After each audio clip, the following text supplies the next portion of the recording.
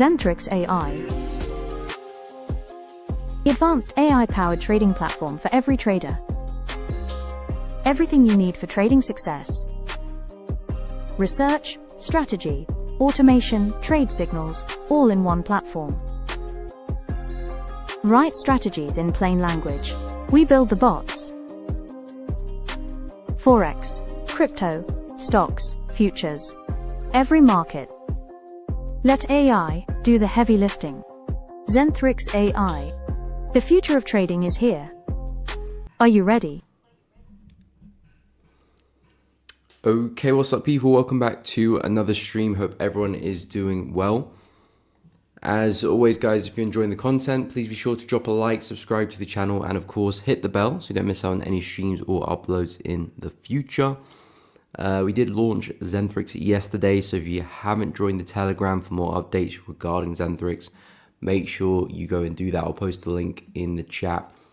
We're also looking to share our Signal Telegram group with the first 100 people that do register for free. It is going to be a paid service in the future, but we're looking to share that for free at the moment to celebrate the launch.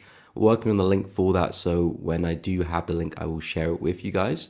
But at the moment, if you haven't joined the Telegram, make sure you go do so.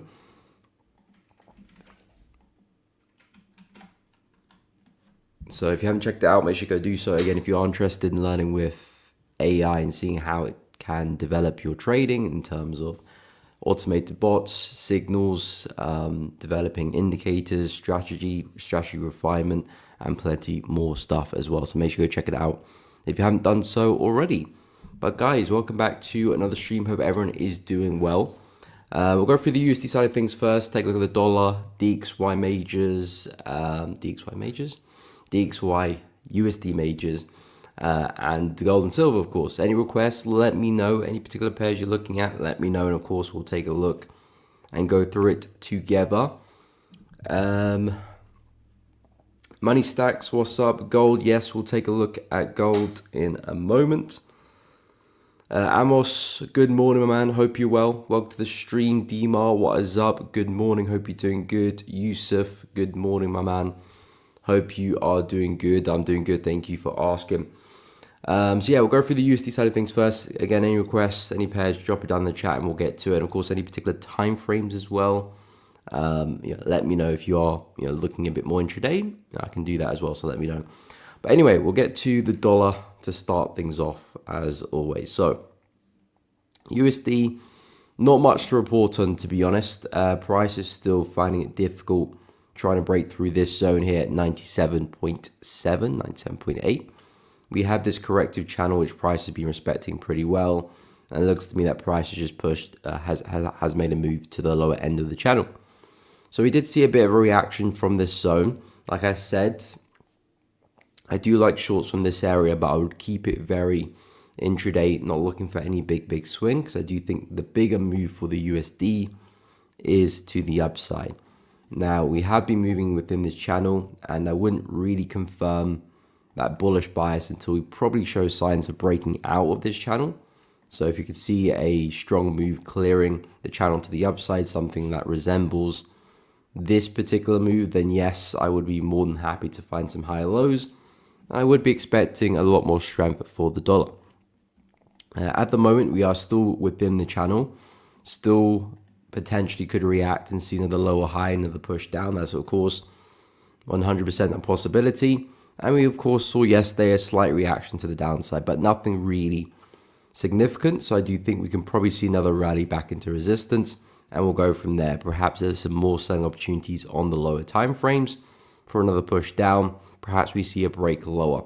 Like I said, I'm not really interested because I do think the dollar is quite tired. I think we're running out of steam, and I do think we will see a pretty big move to the upside at some point. It might not happen now necessarily. We could still see another swing lower, and then suddenly price might recover after that. So it doesn't have to be specifically now. That's why I would expect the bigger move to be to the for the DXY. So as a swing trader looking for the bigger swings in the market, I have to be patient and wait for those opportunities to form. At the moment, not quite there yet. So intraday level, sure, I think there could be some shorts to look out for. particularly if we can get back to the high around 97.8, right to the high of this area. That could be a smart place to short, provided there is some nice confirmations to back that up. But USD still in resistance. Doesn't make sense to buy the market now anyway. If anything, some shorts look the best. Euro USD, kind of the same situation, although we're not really at a significant level just yet like the dollar is. I like this level here just below us. Prior resistance, once over there, second time over there. Lovely break to the upside. This, of course, will be acting as support. So, again, looking at Euro USD, how we'll be moving within this channel. Looking at the highs, looking at the lows. I think this is a great area of confluence, and I would definitely keep an eye for some buys, especially on the short-term point of view. If you're looking at like hourly and below, I think this is a nice place to hold a trade maybe for a day or two. Again, I'm not necessarily banking on a big push to the upside. Same logic applies with the DXY as with Euro USD. I think it's a smart place for a buy if we can see some strong signs of rejection, wicks, candlestick formations. This would be a smart place for a buy. Perhaps we do form another higher low in this sequence, so that very well could be the case. Of course, if you see signs of price breaking through the zone, strong bearish engulfing candles, a lot of bearish momentum, no real signs of rejection, then we're probably looking at a breakout, and perhaps we're looking at some pullbacks to keep shorting. So that's where I think the bigger move is for Euro to the downside. Of course, not here yet. Got to be patient for that. At the moment, we're still just about bullish, but we're very corrective. So I'm not expecting crazy momentum to the upside because of how we're operating. It's very corrective. Price action. So I do expect us to eventually sell off. But for now, we'll see how price reacts with this level. It's a very interesting area of confluence. I kind of like how we're pulling back as well. It's quite slow, quite corrective, which does kind of play into the hands of the buyers at this area. But of course, we'll wait for price to get there first, and then we'll justify any entries if the price action shows signs of rejection. But at the moment, there might be some lower time frame opportunities. We have kind of pushed back into resistance supply. This might be a nice place for a short on the low time frames, which we can take a look at a little bit later. But that's kind of the area of confluence I'll keep an eye on. Pound USD, same situation really, in terms of, again, we've got another ascending channel. As you can see, just connecting the highs, connecting the lows. Price has been pretty consistent here with pound.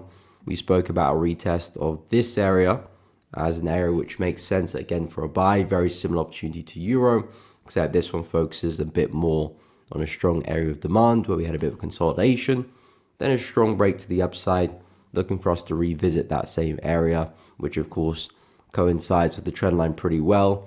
Could be a very smart place for a buy. Maybe if you can get another one of these wicks over in that area, that could be a strong sign for the buyers. If, of course, we don't see that and price starts to break strongly below, that would confirm the bearish bias and the fact that pound USD might be running out of steam. And now we could be looking at a pullback and some shorting opportunities to take price lower. So again, that's kind of the short bias, but we're not there yet, so still being patient. At the moment, price kind of hovering, not really in any area of significance. I'm not so keen about trading price right now. Again, looking to see what we can do as we do push into the lower end of the larger channel, coming back into that area of demand. I think this is a smart place for a buy for pound. It might not see a massive swing. We could do, but I think it's a smart area for a buy. It might last for a day. It might last for a session. It might last for a couple of weeks. We're not to know. That's where the management comes into play. But in terms of the location and the smartness of finding entries in this area, I think makes sense. Smart place for a stop loss as well, and possibly could still take advantage of a pretty big swing there. So I like the buys at 1.35. Let's wait for price to get there, then see if the entries are justified or if we should stay away. Dollar CAD, this one's been a little bit up and down, starting to lack momentum a little bit. I've been pretty bullish on dollar CAD after price broke out of this descending channel. You know, we were looking pretty bearish for quite a while, moving pretty well. Price broke to the upside on Monday, and we've been looking pretty bullish since then, but recently we have become a little bit corrective at the highs. and you can see momentum is not quite there yet. So with dollar CAD, the bias for the week was a pushback to the highs here. We've come about halfway, maybe just past halfway before we've kind of seen that target hit. I did speak about some areas here for a pullback and a buying opportunity. I think it still looks good, but I'm not the fan of how we've been moving. It's a very corrective drive higher, which doesn't really show much momentum. So at the moment, we are a little bit flat here for dollar CAD, and perhaps we are going to push lower to go and find some more buyers. Could even see a world where we do push right back into these lows before we do even push up as well.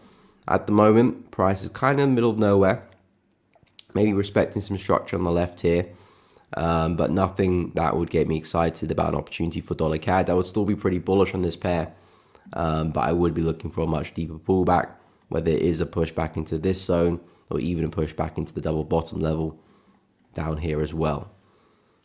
Again, have to be careful with the buys as well for dollar CAD. The market is still bearish. Yes, we're looking for that counter trend move, but the market is still bearish. We are still forming lower lows and lower highs, and the general momentum for the market is down. So we have to be patient, wait for strong signs before jumping into any opportunities, and being very kind of flexible with your targets. You know, you might have a target up here, but maybe you're seeing some signs, some red flags coming to the market. Maybe it makes sense to take some partials or close the trade a little bit early, or lock in some gains already because you're seeing some signs that maybe price isn't going to push there, at least not at the moment. So you want to stay vigilant to that. But yeah, looking for price to come lower. Still looking for buying opportunities for dollar CAD, 1.362, 1.355. And we'll see how price operates at those levels. In terms of Aussie dollar, this one's been so corrective as well. I'm actually looking pretty bullish this morning. Maybe I do get the push to the upper end of the channel, which I've been looking for. But as you can see, price has been doing a pretty good job at staying within the channel, apart from maybe the fake out over here. But for the most part, we've just been back and forth within the channel. I'm looking to see what price can do at the upper end of the channel now, around about 0.662. I think that could be a smart place for a short to take it back down again. I haven't really been interested with the price for Aussie dollar until we get back to that level, because all we're doing is fluctuating within the channel. So the smartest place to get short would be the upper end of the channel. The smartest place to get long would be the lower end of the channel. In the middle is where a lot of the noise is. So I want to stay away from that as much as possible. So with Aussie dollar, if we can drive back to the upper end, as long as we can see some healthy rejection, I would be happy to find some shorts at the high there and see if I can take it to the lower end, and we'll go from there. But yeah, Aussie dollar is coming back into the middle. I'm not really seeing much of an opportunity, especially from a swing bias as well. So let's see if we can get a drive back to the upper end around 0.662 and hopefully get some selling opportunities back into the lower end. New Zealand dollar, pretty much the same situation. This one has been moving in a ascending channel as well. Maybe not as aggressively as Aussie dollar, but pretty much the same effect. Swing, swing, swing, swing. So the market's been back and forth. Recently, again, a strong rejection at the upper end of the channel. We've seen a nice push down. I think this would be a great place for possibly some long opportunities if price was to revisit that level. At the moment, we're kind of in the middle of everything. So again, not so keen about jumping into buys or sells in this area, because this is like slap bang in the middle of the range, which is where you're going to get the most fluctuation. Might see a bit of range bound price action. Stop loss is a bit more vulnerable at these prices here. I'd rather be operating at the high or at the low. So again, not really too interested with the price action with New Zealand dollar. I would be bearish, looking for a push to the low end of the channel. The only way I see an opportunity to short the market is if we're to revisit the high here and retest the high and see some rejection at the top. That's the only way I kind of look for an opportunity which kind of fits the time frame I'm looking for. But for the most part, not a big fan of New Zealand dollar right now. We're in the middle of the channel. I would be pretty bearish, but not seeing much of an opportunity right now. In terms of gold, yeah, with gold being a little bit all over the place, we've been bullish for the past 24 hours. We are pulling back into an interesting area, which some shorts could look good, particularly more so on like hourly, maybe 15-minute even. But as you can see, we're approaching the up end of this channel here. This would be an area which, if we are going to sell off and form a lower high, this is kind of the area where I would expect it to happen. And if we are going to swing to the downside, I would expect to push back to the lows here. So I think this is a smart place for a short. At the moment, we're correctively pushing up. So it would be nice to see maybe a strong candle breaking through that to the downside. That could be a nice entry, stops above the high and targets back at the low. At the moment, we're kind of just correctively ascending to the upside. You probably see it a bit better if I drop to the 15. So you can see that kind of corrective nature on the way up. Perhaps a break of that would signal that, okay, the bears have kicked in. We're likely to push lower at that point and revisit the lows there as well. So gold, maybe a short-term sell opportunities on the cards. Again, I'm not a big fan of gold. The way I see it, the market is just ranging here. So personally, I'm just staying away in this area. I'm actually looking to see if price can run back to the lows here and then hopefully find some opportunities to take some buys off the back of that. But besides from that, gold just looks like a complete mess to me. No kind of real consistency with the price action with momentum. So to me, it's just a very, very flat market. Overall, I'm pretty bullish on. You can still see the overall uptrend for gold. It's still kind of clear for all to see. So naturally, I'm still bullish bias for gold. And I think generally looking for buying opportunities makes sense, but it's just that we're very, very flat right now. So I would be very careful with these conditions. If we can return to lows, I think this would be a smart place for a buy. We'll see how price reacts, but intraday just looks very, very, very noisy to me. Not much consistency in terms of direction. And in terms of silver, pretty much the same story. Market's very flat there as well, as we can see. But I don't mind silver because the way I'm looking at silver is we've been in a long-term range for quite a while. Price has recently broken through that. And we're forming another range here, but I've got kind of two clear opportunities which I'm looking at. Either the break and retest of this high, so the break and retest of that range, or price pulls back and retests this range here, which is where we kind of consolidated for quite a few months before we had the breakout recently. So onwards and upwards for silver, still very bullish on this one. The only way I would turn bearish is if price was to break underneath that area. Maybe not even turn bearish, but I would become a bit more neutral on the pair. But in terms of my ideas for getting long, a retest of 34.9 or a retest of 37.3 looks good. I'm not so keen about trading within the range, but if price sees some healthy momentum outside of that, that tells me, okay, the buyers are still in control. Let's wait for some pullbacks and follow some longs. Likewise with the retest of this area. So still very bullish on silver, still very bullish on gold. Just waiting on some clear-cut opportunities, which at the moment are taking some time, to be honest. So yeah, we'll see how they get going, but overall still do expect more upside for both. Okay, money stacks, we'll take a look at that position. 32.89 targeting 33.35. Okay, we'll have a look. See. Yusuf, thoughts on euro and pound shorts. Okay, okay, on the 15. Okay, we'll discuss that in a second. Tishepo, what's up, my man? Hope you're well. Welcome to the stream. I'm doing good. Thank you for asking. Godfrey, yes, we'll take a look at euro yen, no problem. Cease integrated, my man. What is up? Welcome to the chat. Yep, understood. No worries, Tishepo. Okay, so we'll go through that gold idea for money stacks, and then we'll take a look at euro pound, euro yen as well. So you said you're looking to long gold or long gold? Okay, you are in gold buys, okay. So you're in gold buys from 32.89, which is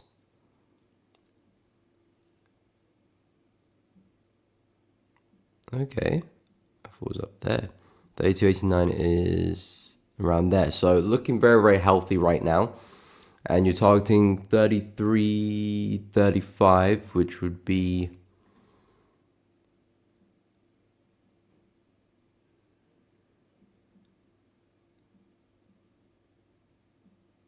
Okay, not too far to go. Very, very close to take profit. Yeah, looking very, very good, money stacks. Looking very good. I think at this point in time, you kind of just let price do its thing, really.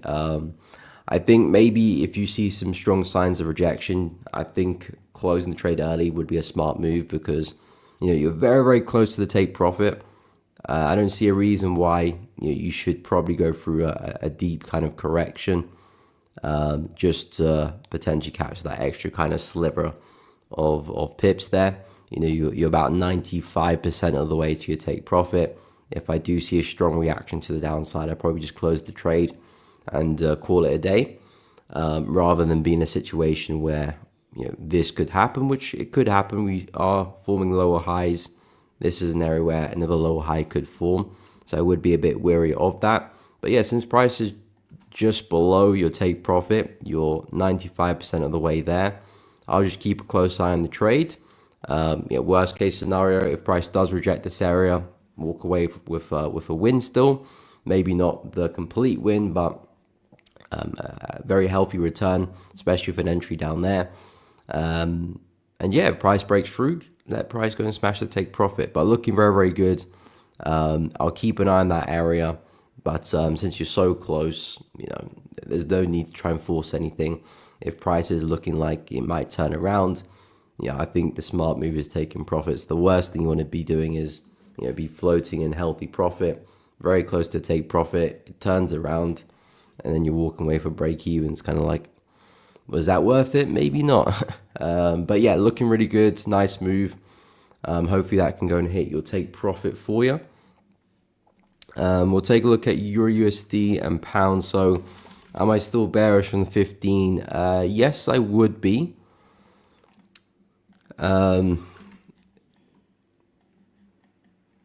Yes, I would be, but I probably would be looking for another drive back to the high here. I mean, I'll be a bit skeptical. I'm not gonna lie. One reason why I'd be a bit more skeptical is because we have had this bearish structure continue for a while now.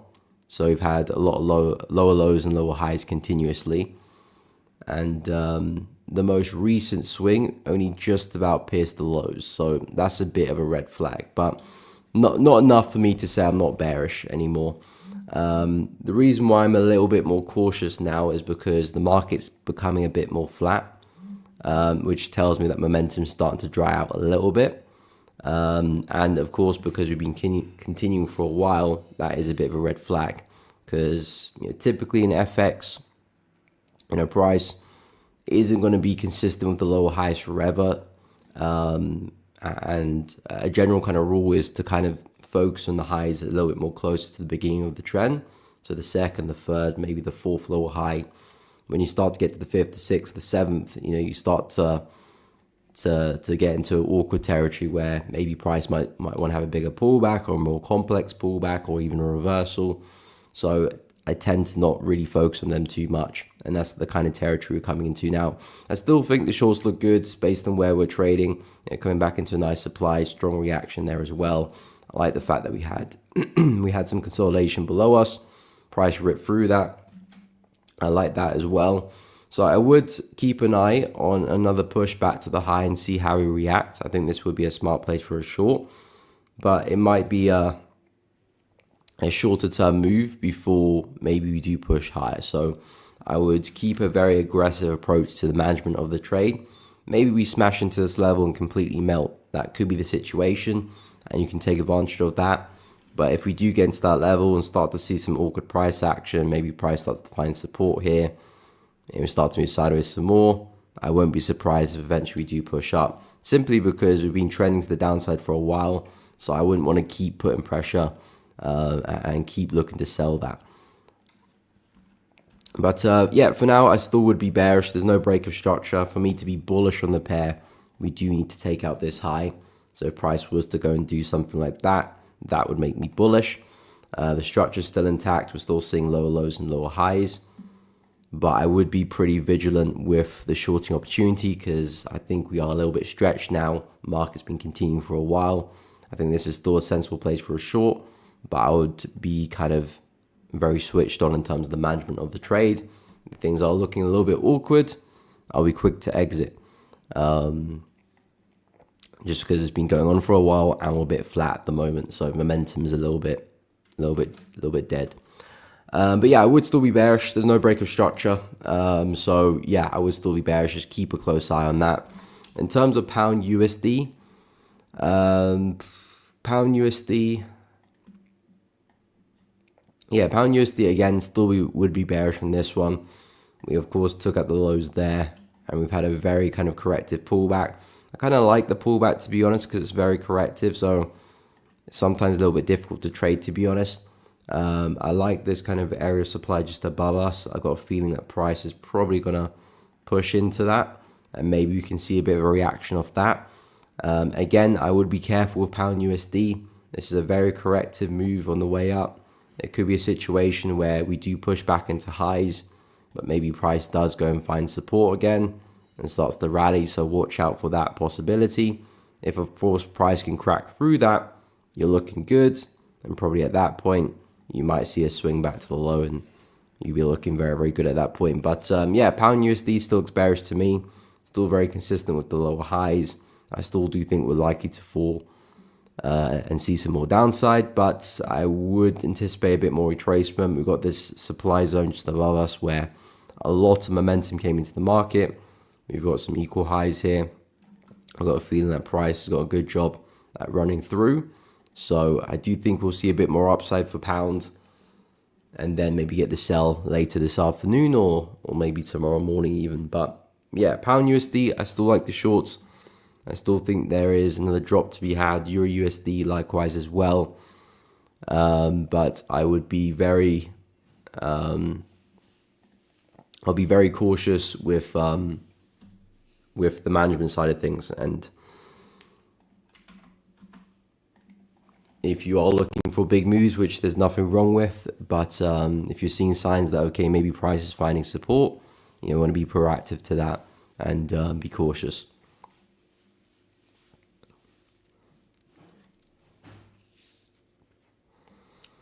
So yeah, hopefully that made sense.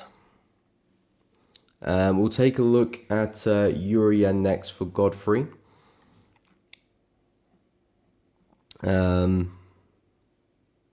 Yeah, true. That is true as well.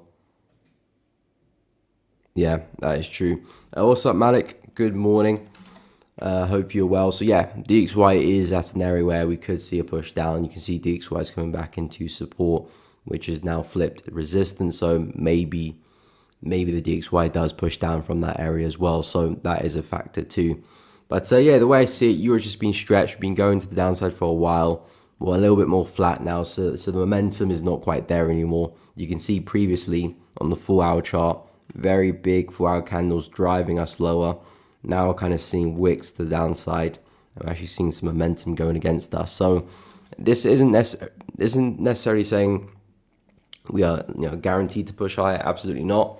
But we are flat now. Momentum's dying. So it's not good. It's not as good of an opportunity as it was in the previous leg or the one before that even. So for that reason, I'll be a little bit more cautious when selling Euro and pay attention to the management side of things a lot more. And if I start to see some red flags, I'll back away, call it a day. And of course, things can go very well too. You might get into the trade and price just starts dropping really hard. If that's the case, you can be a bit more lenient because you're seeing evidence that, okay, momentum's coming back in for the sellers. It's going my way very well. Let's try and see if I can hold this to take profits, which might be back down here. And that could be the case as well. So, staying kind of vigilant is a very important part of the plan. But I'll be careful of that. And of course, keep an eye on the DXY because that will play a big role. As for Euro Yen, this is still a market which I'm very much interested in for the buys. I do think price can see a lot more upside in the long term. As I do zoom out and look at the bigger picture, this is really where I do expect to see the market get to 175.133. Price, of course, has had a massive breakout past this high. I'm looking to see if we can go and get to that level, but I want to see if we can get a pullback first. I've got a few areas which I'm looking at for a pullback. This would be a lovely pullback, a deep pullback into here. I don't really see that happening, but I'll keep an eye on that. Another area which I'm looking at, the retest of the high here, that would be nice as well. I'm not too sure if I see that happening. There's just so much momentum in the market at the moment. And there's a brief consolidation over here, which I like the look of as well. If price can come back and retest that zone, that would be enough for me to potentially start looking for some entries. Because at that point, we've got a retest of a strong consolidation, which of course price spent a few days in before we did have that rally. And I would expect to see more buyers enter the market at this zone. And of course, if I can see the necessary confirmations to back up a trade, then yeah, I will look to try and see if I can find some entries. Of course, we've been so bullish though, so I do need to see a pullback. That's really the key thing I've been waiting for. With Euro Yen, a decent pullback, to be honest. We've just been gliding to the upside like no tomorrow. But I do think there's a good chance we get to 175.133, which is all the way up there. So I'm not too worried about that, because even if I only do get a pullback into this zone, there is still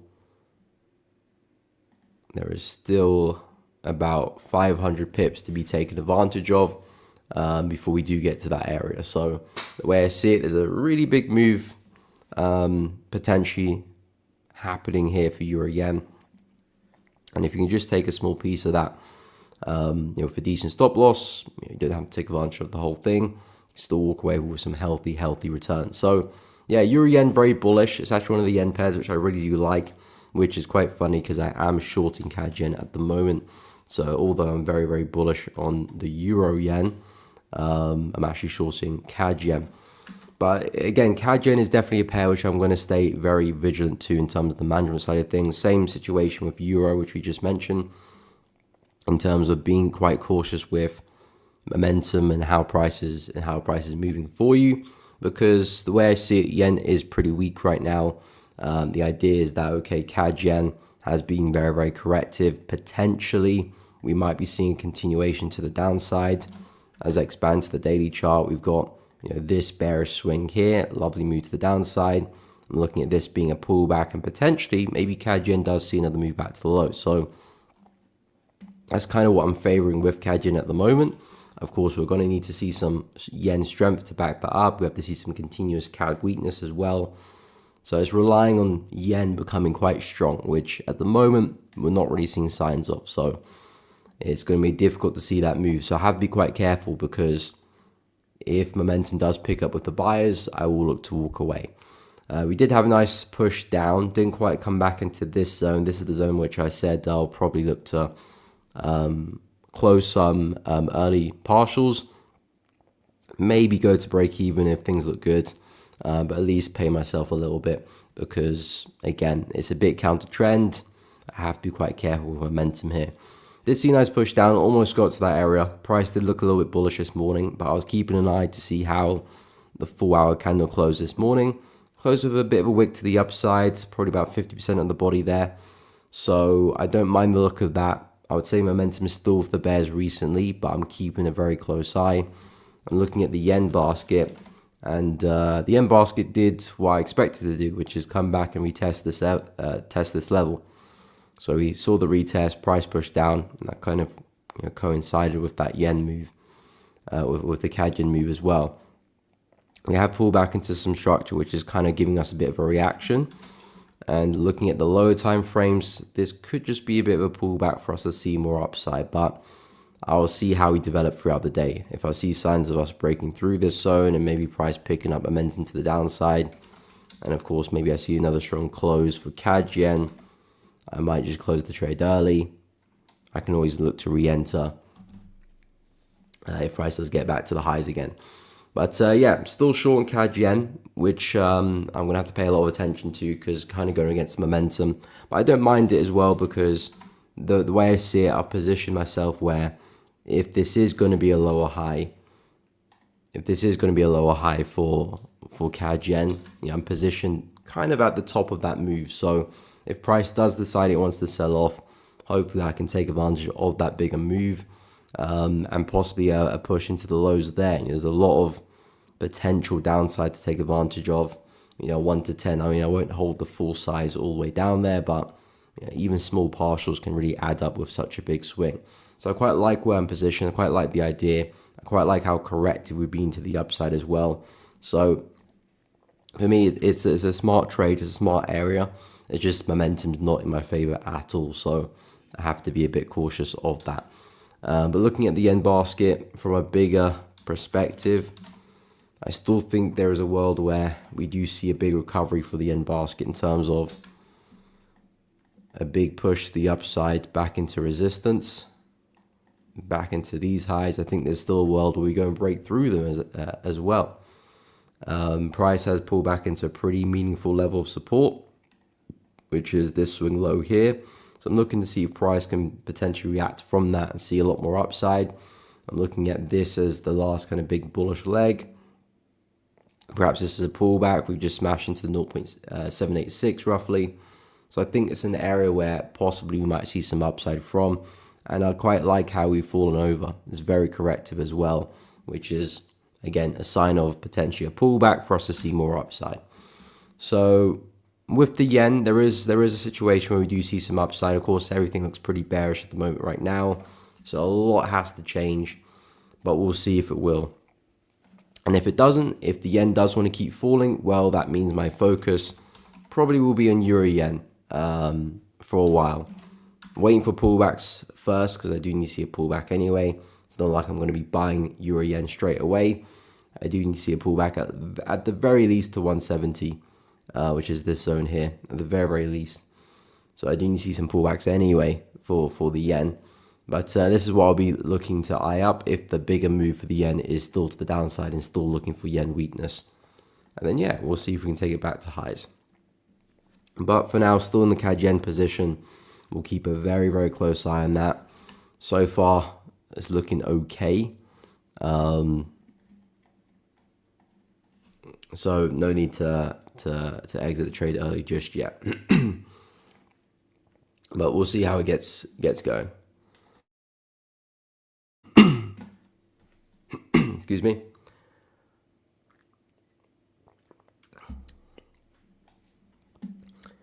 No problem, Yusuf. Happy to help. Me going against the trend. I thought trend is your friend. Trend is your friend. The funny thing is, I'm actually pro trend, but I'm just counter the current trend.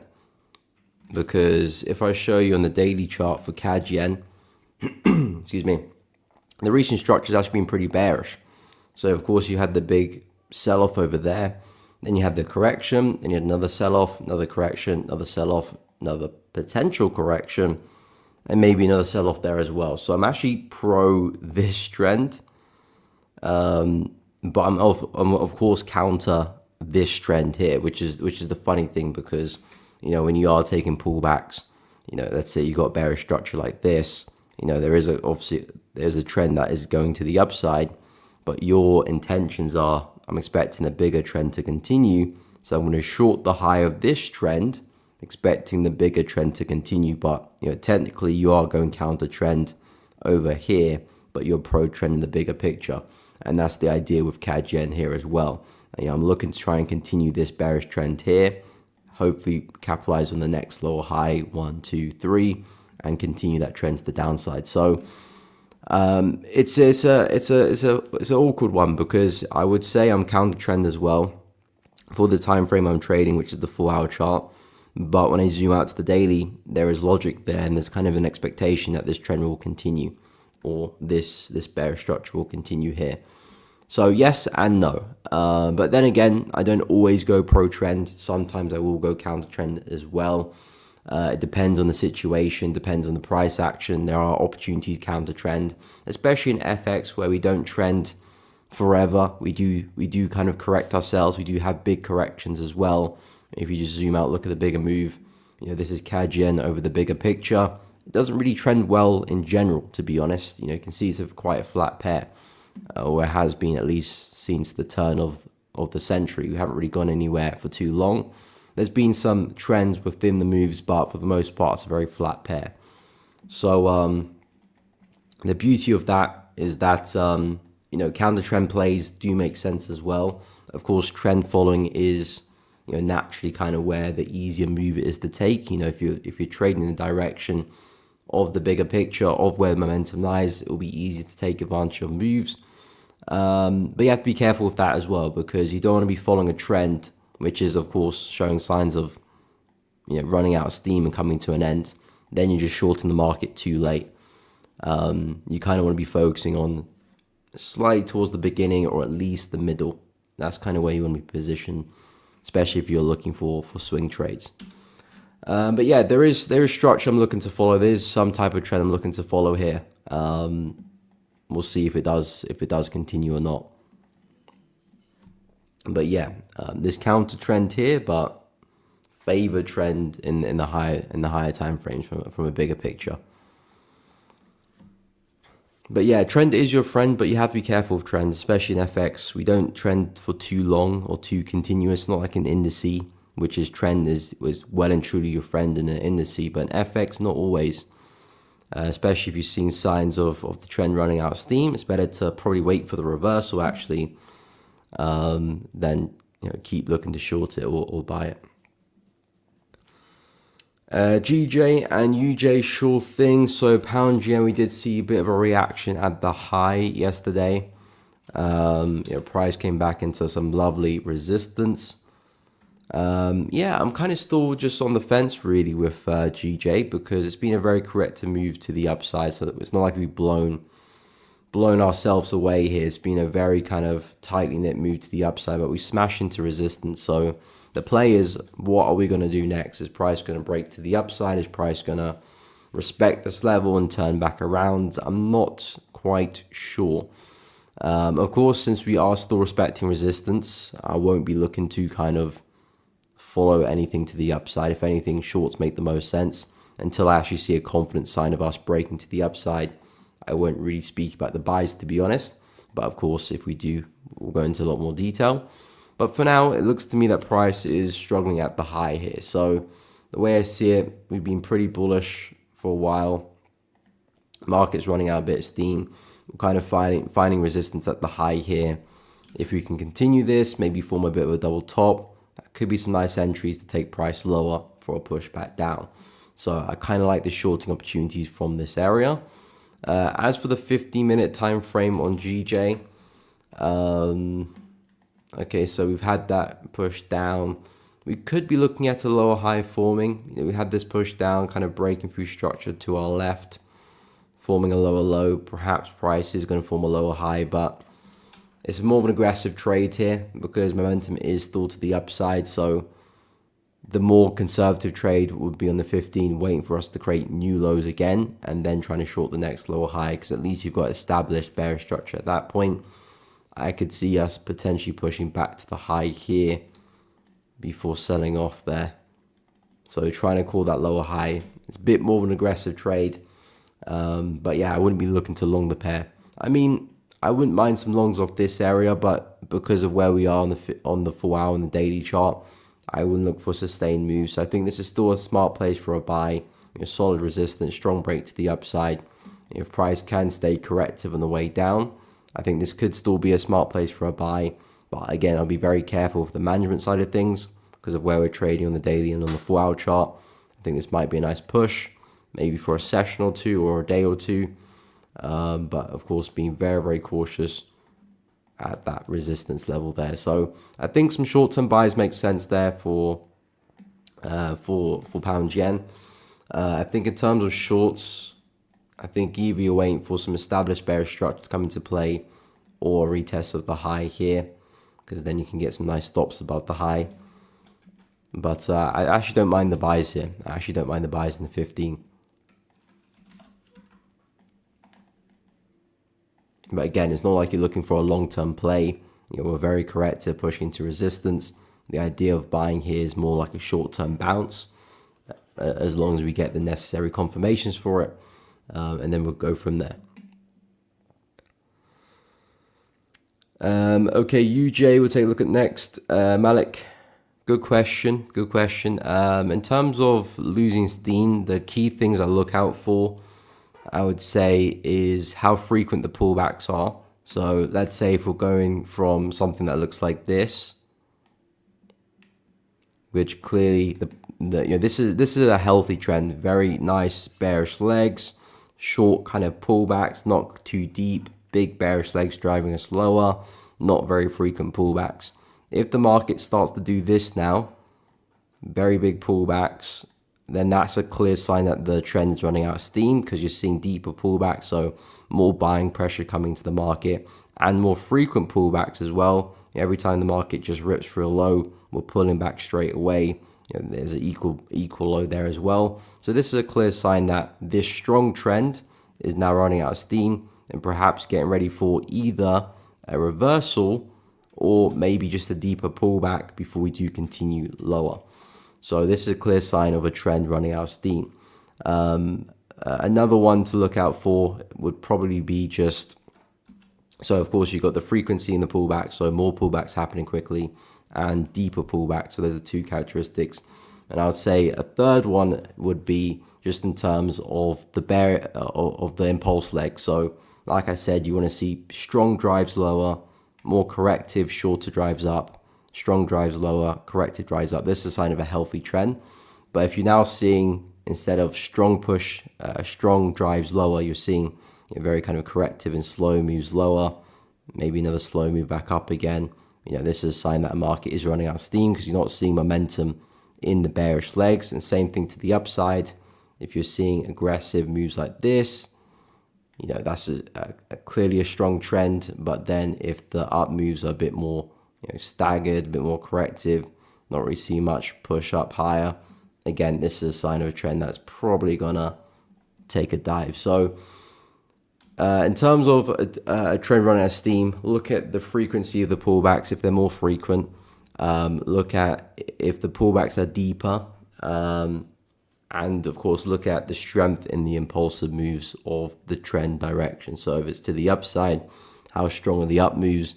If it's the downside, how strong are the down moves for the trend? And that's kind of the clear kind of signs I'll look out for a trend running out of steam.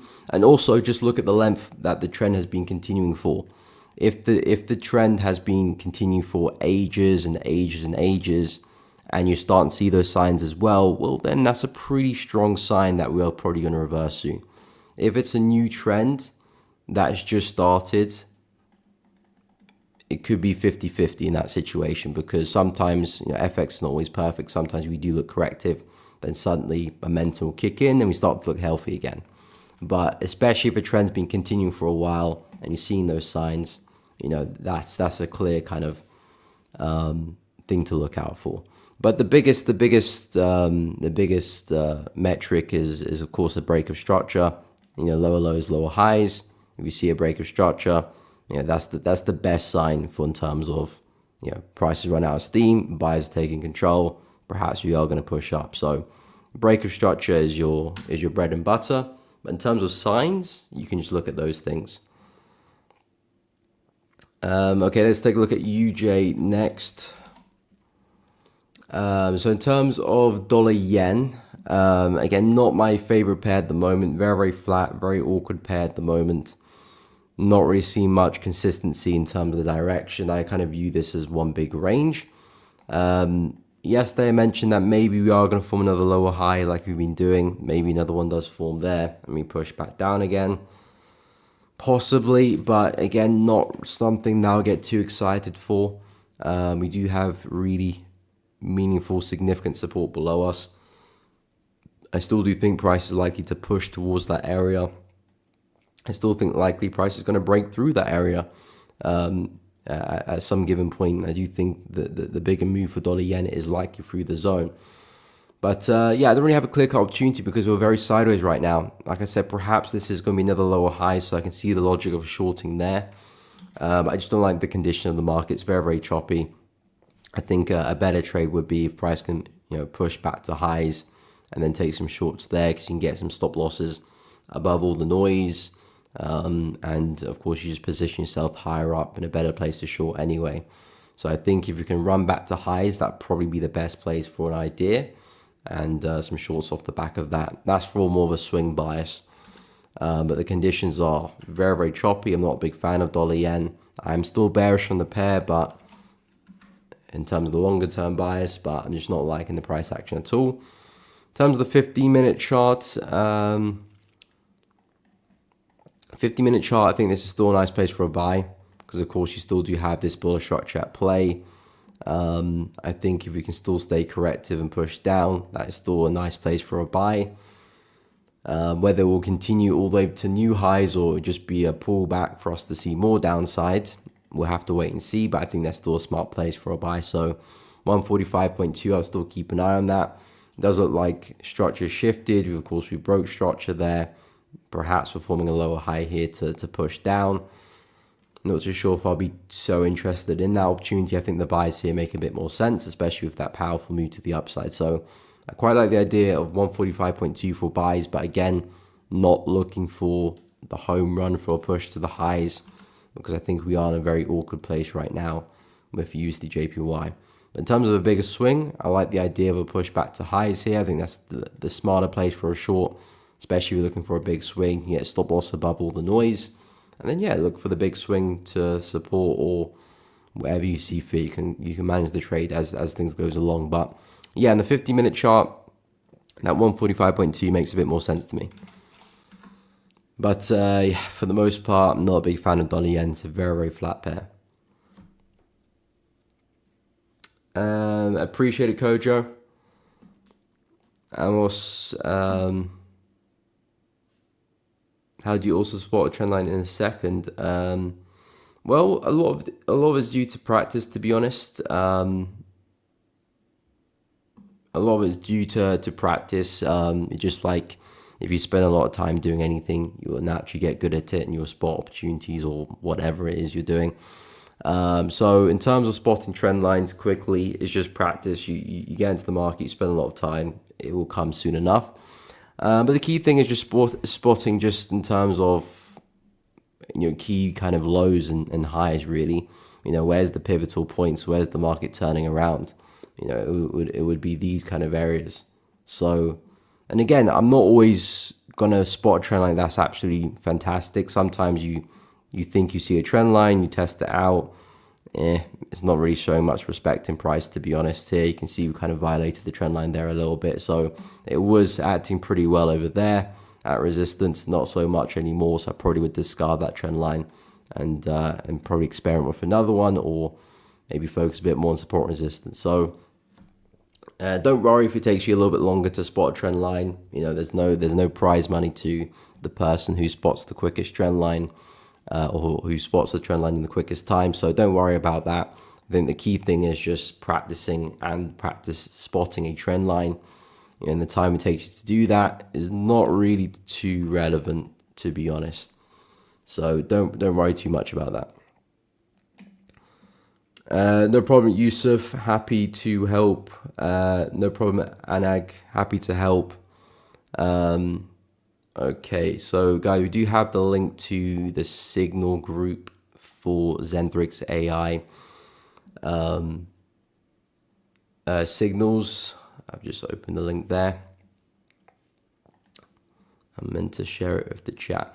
So if you're interested to check out the Signal group, again, it is free to access. There is a wide range of signals across multiple time frames. 50-minute, 1 hour, 4 hour chart across a wide range of markets. Plenty of signals there to look into. And again, the idea is not necessarily to trade every single signal you see.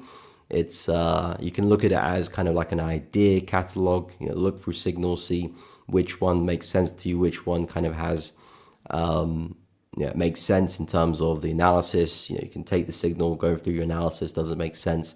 Then you can back up with a trade and test it out.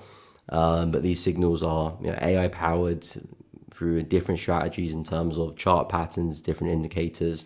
So they're very well developed, very well established.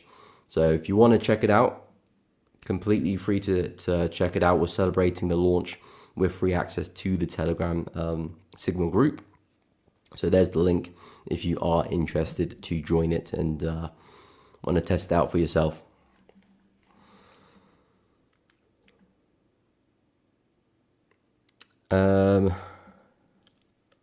Anag, yes, we'll take a look at silver and oil, no problem.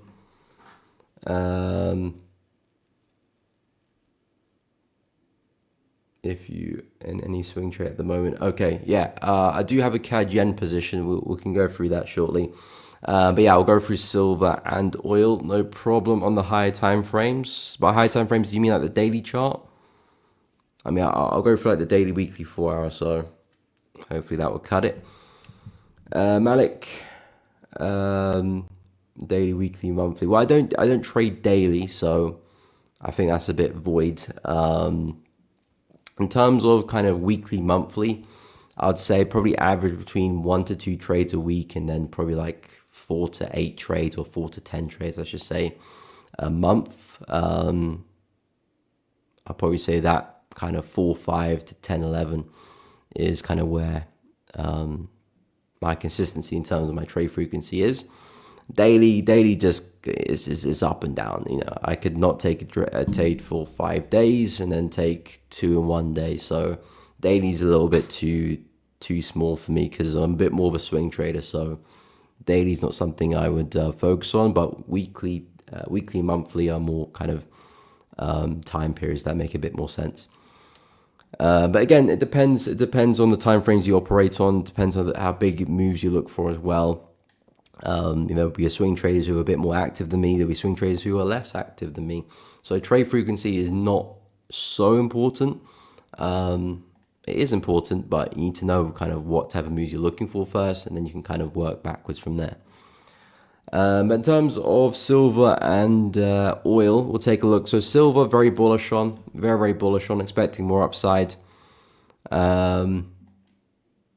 Expecting a lot more upside for silver. The way I see it, it's a very bullish market. I think we're likely to continue. And my next big target for silver is this 40 psychological level, huge level in terms of the round numberness of it. I think 50 is a massive level, because of course that's where the prior all-time high is. So I think that's of course the long-term game plan for silver. But we're taking steps. We've just gone through 30, which was back down here. The next one would be 35. We've crossed that. Now on to 40, then 45, then 50. That's just kind of how I see price progressing. So in terms of silver on the higher time frames, lovely breakout through resistance. There's 2 opportunities I'm keeping an eye on. Either the retest of the high here, because of course this is the range that price is created right now. So if we can break that to the upside with some healthy momentum, I think some pullbacks, a retest of the high, it makes a load of sense, and then onwards and upwards, hopefully. If price does decide to have a deeper pullback, well, we do have this zone just underneath us, trading around 34.6, 34.7. Again, looking for confirmations in that area, but the same idea, looking for a swing all the way to 40 and a lot further as well. But I think 40 would be a nice area to kind of at least manage the trade anyways. It depends how big a swing you're looking for, but yeah, that's really the analysis with silver. So yeah, just waiting for a breakout or the pullback. At the moment, silver is very flat, so I'm not seeing much opportunities within this range. I'll very much stay away from it. But should we see a healthy breakout, I think yes, we can look to follow that and take some buys there. In terms of silver, we just did silver. In terms of oil, I think oil is trading at a very interesting price, significant level of support as of recent. As you can see, price has smashed into that level and looks like it's holding a support. It's been a very key level recently. I mean, I say recently, this is March 2023, but it was a very strong support over there, strong support over there, of course, before we broke through. Price has since recovered, smashed back into the level, and is now acting as support. So if this level really does mean business, and we are going to really respect this area, I do think there's a pretty big up move on the cards here for oil, and a push back to 78, which is this zone up there. So I'm very bullish on oil, as long as we do stay above this level at 65. So stay above 65, very bullish on oil, looking for more upside. Daily chart, I like the rejection we've seen, very strong close on Wednesday last week. I would say momentum on the lower time frames is dying out a little bit. We are looking a little bit more corrective right now. So I would be a little bit cautious of this. I think there is a world where we do see oil push back into support, maybe react again, and then maybe see the move. So I wouldn't be looking for entries now because we are looking a little bit tired. You know, this has a kind of a channel bearish characteristic to it, which could mean some more downside here. But the key thing to look at for oil is, do we stay above support? Can we stay respecting this level as support? If price breaks through, then of course that just puts to bed that whole analysis, and we might see price push a lot lower. So the key thing to look out for is staying above 65 and using that as support. We might push down for a double bottom, so keep an eye on that. That could be a nice opportunity to actually find some entries if you're not already in any. But yeah, if we can hold this area, I think there's a lot of room for us to run into, and 78, 80 is kind of the targets I'm looking to work with oil. So very, very bullish on it for now. In terms of any trades I'm in at the moment, as I mentioned earlier, I am short on CAD Yen. Yeah, it's a pair which I'm going to pay a lot of attention to in terms of the management side of things, because it's a bit more of an aggressive position, at least at the moment in time, because yen has been very, very weak, and I do need a strong yen for this trade to really get going. I did hop into this trade yesterday on the 4-hour close. Actually, it's been just over 24 hours since I've been in the position. I hopped into the trade in that bearish engulfing. I liked how we were trading right at the highs. We just spiked through them as well. So any price sellers may be liquidated, and that kind of helps the market move in my favor. After we've taken out the high, then we get the push down. So I like the entry right at the high, gets a nice safe stop loss away from all the noise. We had a nice drop there initially. This was kind of my first take profit area, which I would look to pay myself in terms of small partials. Maybe a stop loss to break even, depending on how price got there and how we looked at the time. But I would have at least taken off some partials there. Of course, we can see we didn't quite make it there, so I'm still going to be eyeing up if we can get there. Yeah, I'm just going to keep a close eye in terms of management, see how the next few 4-hour candles do close. I like the wick we did print on that last 4-hour candle, at least showing some signs of rejection. I still think we can see a push down. Maybe price does want to rally from there. Well, I can manage the trade accordingly. And if I am right, if we do see a big swing, because the idea with the trade is that we do have this bearish structure here, which perhaps might give us another lower high and might give us another lower low. So the idea is that I'm well positioned if we are going to see that move, because I'm effectively shorting the high of the pullback. You know, that's the logic here. Price is being correctly pushing up. It looks like it's on its last legs. Let's see if I can catch the high and see if I can push it down. Well, not push it down. That's the wrong word, but see if I can catch the move on the way down. So if price is going to go through that big sell, I'm well positioned for it, and I can leave positions to run and hopefully look for a pretty big swing there. So I like the trade because of the potential move we could catch, but at the same time, got to be very cautious on the yen. But yeah, that's the only trade I've hopped into this week. Yeah, it's the only trade I've hopped into this week. Nothing else has taken my fancy. I've been keeping a close eye on the USD pairs, not quite there for me. The crosses, I've kept €9 Aussie, to be honest. The entry's been a bit awkward. I still do like Euro Aussie to the downside. I spoke a lot about this last week. It looks like we are starting to creep to the downside, but I don't really have a solid entry to get into the market just yet. I like the fact that we have kind of broken out of this trend line here, so starting to see momentum from the bears take control. I do think we can have a pretty big swing back to the lows here, but I don't have a clear-cut entry. And I'm also keeping an eye on Aussie Swiss as well. I think some buyers could be coming into this one for a swing to the upside, but not quite ready yet. Still kind of operating within the channel here, so being cautious of that. So I got a few other pairs which I'm keeping a close eye on. Maybe some big swings are brewing up there, but at the moment only CAD Yen has tickled my fancy. And we'll see how that goes.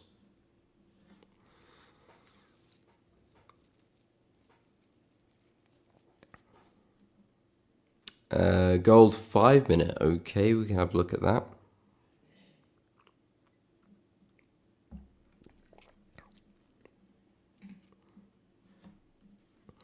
Yusuf,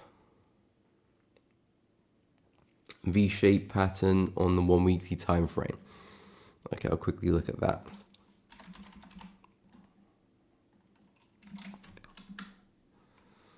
To a degree, yes. I wouldn't say it's a good one.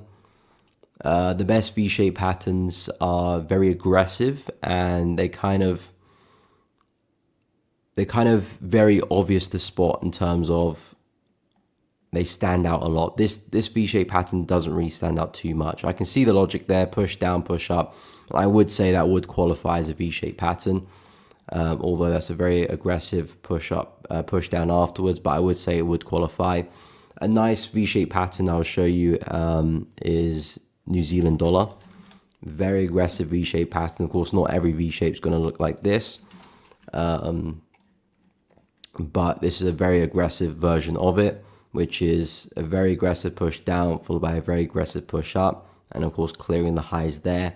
That is a very aggressive V-shaped pattern. And of course, we have been trending to the upside. Aussie dollar, we did see one as well. Back over here, very aggressive V-shaped pattern there, big push down, and as you can see, we went and took up the highs there, and price continued higher. With oil, I would say it's a V-shaped pattern as well, but not the best. And again, that's a common theme you'll see with patterns. You know, patterns are not necessarily difficult to spot, but every V-shaped pattern or every whatever pattern, to be honest, is not worthwhile trading. You know, some patterns will be a lot better. Some patterns will give you a better variation than other situations and other setups, and those are worthwhile trading. Whereas the others, maybe not so much. You know, the goal is not to trade every V-shaped pattern. The goal is to trade the better ones. You know, the goal is not to trade every flag pattern. The goal is to trade the better ones. The goal is not to trade every double top or double bottom patterns. It's to trade the better ones, and that's the same logic with everything, really. So I would say it would qualify, but in terms of a better one, what I would say is I would want a stronger move down so we can get a bit more momentum with the sells. I think momentum with the buys looks pretty good, but my one critique of the buy would be if it can take out this higher here as well, then I would say that's really a V-shaped pattern, which I would expect more upside from. And you know, pullbacks, I think, will be smart buys. So yeah, I would say it counts, but I'd like to see a bit more momentum on the down move. Momentum on that move is good, but just not quite high enough to take out the high.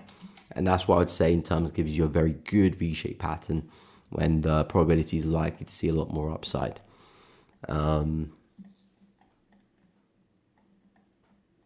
Yeah, that would be something that would interest me. Like this is a very nice V-shaped pattern or inverse V-shaped pattern. Very strong up move, very strong down move, took out the low here as well. You can see we did have a pretty juicy pullback, but eventually we did get that continuation to the downside. Didn't really continue too far, but this is a V-shaped pattern which I do like because we had a very frantic move to the upside, sucking in a lot of buyers, then a very aggressive push down, you know, switching the whole direction of the market up and also taking out these lows. And eventually, after a while, we did see that pullback come to an end and we saw the continuation. So that's the pattern to a T. And this is kind of a really, really good example of a V-shaped pattern. Of course, you're not going to see this in your everyday market. But again, that's the idea. You're not going to see very good patterns all the time. If you did, then they probably wouldn't be very good. So the scarcity of those good patterns is what makes them good. Anyway, let's take a look at the gold in 5 minutes before I forget for Anton. So gold 5 minute chart. Let me just delete that so we can start fresh. So yeah, we are coming back into an area of supply for gold in the 5 minute. And this is an area which I think we will naturally find resistance in. We do have this kind of trend line which I'm working with. You know, you got the high over there. You know, arguably another one over there. Another one there, and potentially another one forming there as well. So we are coming back into resistance. We are looking pretty corrective on the way there too. So it's a sign that, okay, we're running out of steam. Perhaps we could be looking at a push down. In terms of the opportunity, there's a few you could look at here. You could wait for potentially this to break. In terms of the market breaking out of this channel, having a strong push down and perhaps looking for a pullback somewhere for a short. This would be a more kind of conservative trade. because you've got the break of structure, you've got the test of the trend line. Now it's likely price is going to continue lower. You could also wait for price to rally back into highs again. Maybe you don't want to wait for a pullback. Maybe you want to try and call the tops. In that case, waiting for another push to the upside into resistance. Maybe a double top there, and then trying to find a short off the back of that. And looking for maybe bearish engulfing candles like the high. That would be a slightly more aggressive trade. Reason being, you're trying to call the top essentially. Momentum is still up, even though we are quite corrective. And of course, price could always just continue higher. But if you do get the short right and you're positioned well, you know, not only is your risk reward better, but you just have a much better entry in terms of if the market does suddenly have a big pullback against you, you can probably stomach that pullback because your entry is all the way up there and still take advantage of the move down. And you could be well positioned for a pretty big move down. So yeah, gold in the 5 minute, I would be bearish bias if we can sustain that trend line and resistance, because I think it's a smart area for another lower high to form. And we could see price push right back down. If of course we break through, then we'll speak more of that when it does happen. But at the moment, we are looking very slow. Momentum's running out. I think it's a smart place for a short.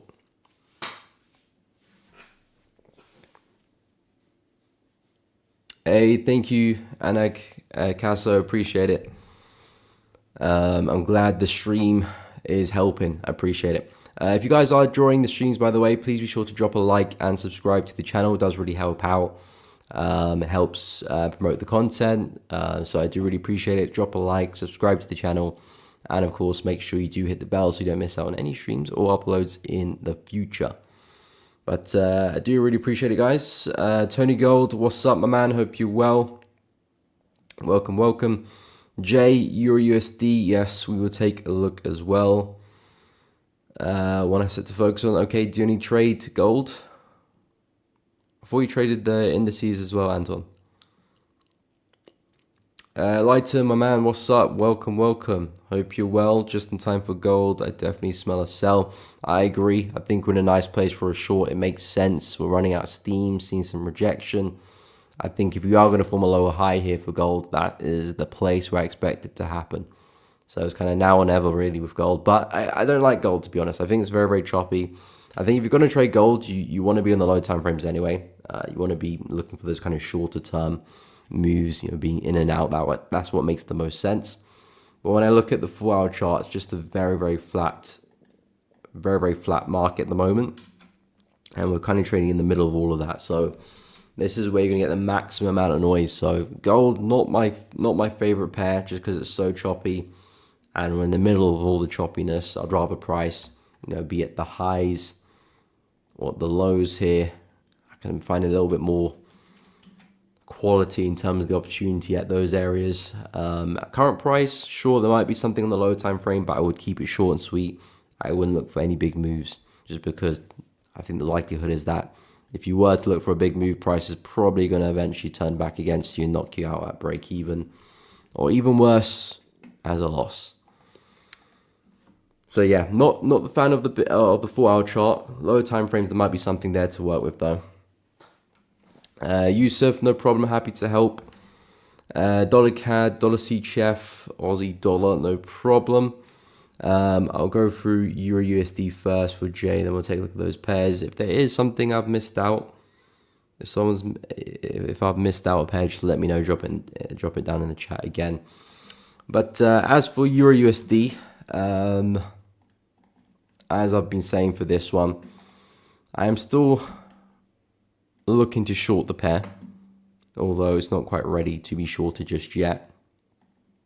So as you can see, you've got this uptrend here, very consistent with the higher highs and higher lows. I like this area here for a buy. I'm personally not looking to buy it, but I think on the lower time frames, it's a smart place for a buy because of the confluence. You got sturdy resistance there, which we turn support. You know, this was our price swing high. You have a brief consolidation here, which of course gave us that momentum to the upside, so adding to the confluence. And of course, you do have this trend line running through the market, which has presented numerous higher lows, and perhaps we might see the next one form at that area as well. So this is an area which buyers could be looking to jump into the market to try and drive price higher. I think if we could see some very strong signs of rejection, it's definitely a smart place for a buy. However, I think Euro USD is very corrective. I think it looks like the market is running out of steam. We're seeing frequent pullbacks, no longer really seeing much momentum. So I do think the bigger move for Euro USD at some point in time will be a move down.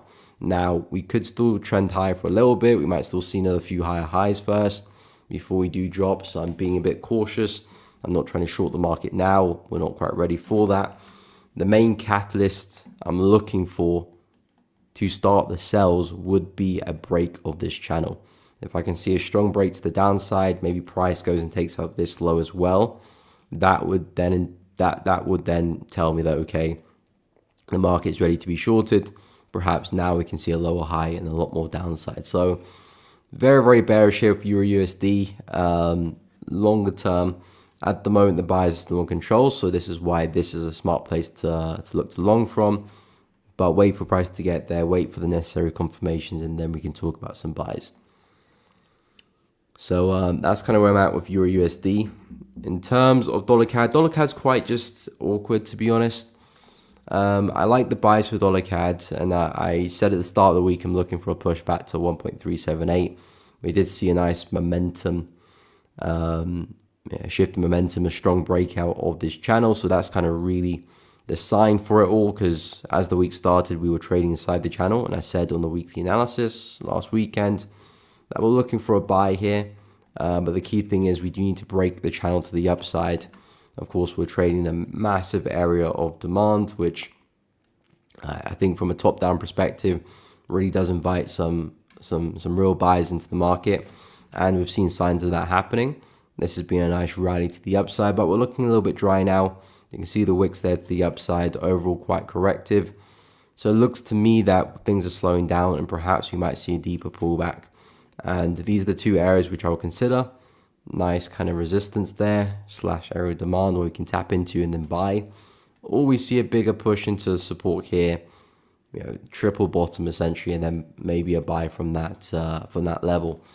But altogether, still bullish on dollar CAD, looking for a push high. Of course, USD strength will play a big role, or USD weakness will play a big role in this as well. But I would still be bullish, very confident breakout that channel.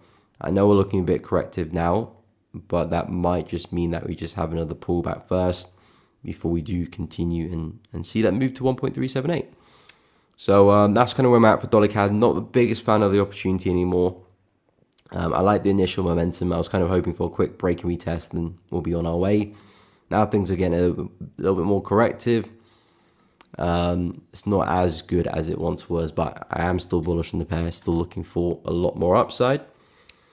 As for dollar CHF, I don't believe we've changed too much, have we? No, not really. We did have a bit of a sell-off there, but nothing crazy. I mean, this has been the level I've been talking about for the past week or two, which is a pretty steady level of support, which held us pretty well on the daily chart. Nice bounce there, brief one over there as well. Strong break to the downside. I think this 0.805 is a smart area for a sell as well. So I do like the idea of shorts at this level, but again, the idea is that we're going to keep it short and sweet, because dollar CHF is a pair that has been bearish for a while. I think we're quite stretched, and we're probably looking for not necessarily a reversal, but at least some type of deeper pullback. We're more or less coming back into major support, which dates back to 2011 on the monthly chart. So I do think we are quite stretched, and a pullback is likely. But anyway, USD is going to play a big role in terms of the direction for dollar CHF. At the moment, this is a very strong level of support, and of course will be turn resistance. I think that's a smart place to be keeping an eye out for some shorting opportunities. The way I see it, it's kind of the same situation as Euro USD in terms of we've got a bearish market, we've got this channel here. Price may push into this area of confluence, may respect it well, may push down, or we might decide we want to go and break through, and that of course will turn us bullish, and then we can start to look to buy the pair and follow some upside. So I can see price doing both scenarios. I can see the breakout potentially happening, and then looking for that correction, that deeper retracement. And I can see a world where we do respect that area and just continue being bearish. So this is really the area of interest. and that'll kind of dictate our bias going into the next few weeks. At the moment, not really doing anything significant, not really trading anywhere significant, so I wouldn't really be looking for any opportunities unless you're right down on the lower time frames, looking for some short-term moves. Maybe a retest of this consolidation here might provide a nice trade in the 15 5-minute chart for the session. But I wouldn't be looking for anything more than that, to be honest, at these prices. This is the more significant area, 0.805. So I would be well aware of that. And in terms of, was it USD ZAR? No, Aussie dollar. In terms of Aussie dollar, keeping a close eye for shorts for this one.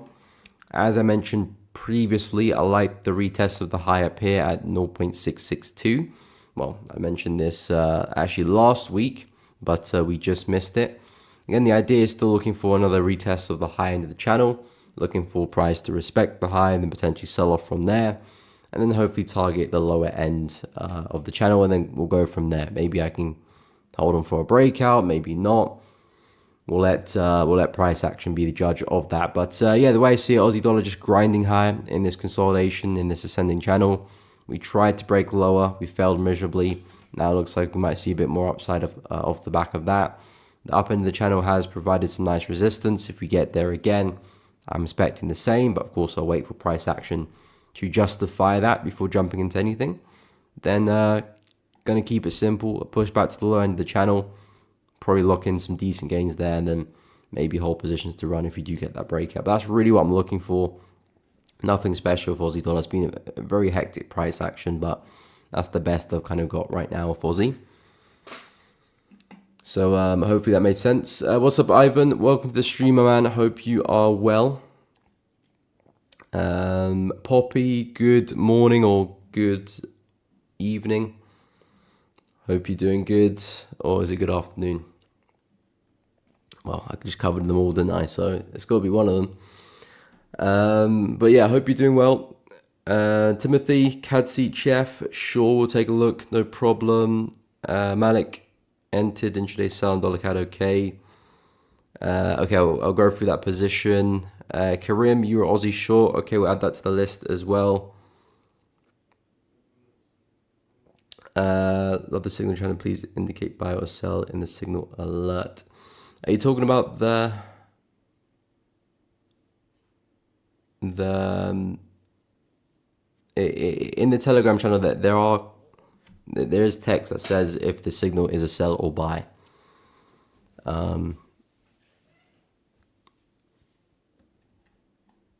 In the text there should be information that does say sell or buy.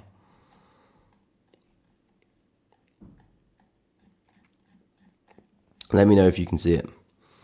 Poppy, ooh, dollar against the Singaporean dollar. I haven't looked at that one in a while, but I will take a look. Malik, I am presenting signal on USD, waiting for it to come to my point of interest. Nice. Yeah, again, the signals are there to be kind of, you know, especially if you have a bit of experience with trading, you can use the signals to your advantage. You know, you can look at it in terms of ideas. You know, is it a signal you're looking to trade? Maybe some signals you say, nah, I'm not going to take that position. Maybe some signals look really, really good. They fit well with your understanding of the market, the position well. Yeah, it fits your kind of strategy along with it. And that could be a great confidence to enter a trade. So again, you can go and check out signals. Of course, they're combined with different strategies, different indicators, different chart patterns as well. So yeah, have at it. Lighton, what's up, my man? Hope you're well. Yeah, one way or another with the seat chef. Yeah, very, very true. It's been a little bit flat at the moment, but I think dollar will have more of a role to play, to be honest. CHF looks a little bit kind of just going with the flow of things. CHF for the most part has been relatively strong, but when USD does shift, I think that will be the big shift. No problem, happy to help. Signals by Wait, okay, the UNSD. Okay, we'll take a look. Um, Stealth Wealth, what is up? Which concept are you using, bro? You explain so well. Appreciate it. Again, it's not necessarily a concept. I'm looking at confluence mainly. I trade mostly focusing on pullbacks, looking to try and find where the pullback's going to end and then jumping into the continuation of it. I'm looking to play market structure. I'm looking to capitalize on areas where I feel like a lot of people are getting into the market a little bit too early, and I can get in a little bit later after them and take the move hopefully. In terms of the ideas, basic chart patterns, double tops, I'm focusing on double bottoms as well. I'm looking at a lot of flag patterns. I use candlestick patterns to enter my trades. I look at a lot of confluence, where areas where things meet up, where the trend lines or chart patterns or support resistance. And just kind of using a little bit of intuition as well, kind of waiting for the sweet spots before jumping into a position. The CAD Yen trade I'm trading in now is pretty much a summary of what I just mentioned there. Looking to see if I can catch the lower high of this bearish structure here. So lovely push down. Is this potentially another lower high for another push down? It could be. I'm looking at this as a pullback of that move. You can see how correct we've been. We pushed back into a high. Price kind of just took up the high there. Nice bearish engulfing candle followed after. Hopped into the trade there, a bit of room for my stop loss above the highs, and now looking to see if I can capitalize on maybe a big swing into the lows. I'll be looking to manage the trade along the way, add support here, lock in some gains, even here, I'll probably lock in something, and then just keep focused in terms of the price action, because there's a long way to go for us to get all the way down there. There's a long way to go. So management is a very, very big part to play, because there'll be times where trades go very well. You get into the trade and it just drops in your favor and it looks amazing. There'll be some trades you get into where maybe starts to find support, maybe starts to see some signs of price breaking against you to the upside. Well, at that situation, I'd probably call it a day, get out the trade, look to see if I can get another entry later on. Or maybe the trade was actually always going to push to the upside. In that case, I'll try my best to stay away and avoid unnecessary losses. But the management's going to be a big part to play. But we'll see how CAD Yen gets going. But it's essentially nothing more than that. Again, trading's all about finding areas of value. And for me, if I can find a swing and a pullback, the value is trying to find the entry for that pullback for the continuation of the swing. That's pretty much it. There's nothing special, nothing you haven't really heard before, to be honest.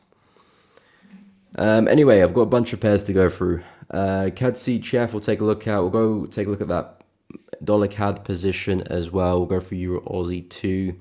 So CAD CHF, very choppy pair. Actually, not choppy pair. Euro CHF is the one that's choppy. CAD CHF has actually had a nice swing to the downside. It's actually created new all-time lows recently. If I expand, this is the weekly chart, by the way. So new all-time lows.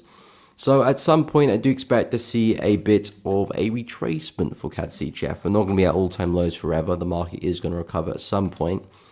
The trick is when. That is the question. And we'll probably only know the answer when it actually does happen, funny enough. But CAD CHF has been very bearish. Now, I wouldn't be trying to take some buys here. Number one, it's very aggressive opportunity because, yes, we're at all-time lows. Yes, you do expect the market to recover.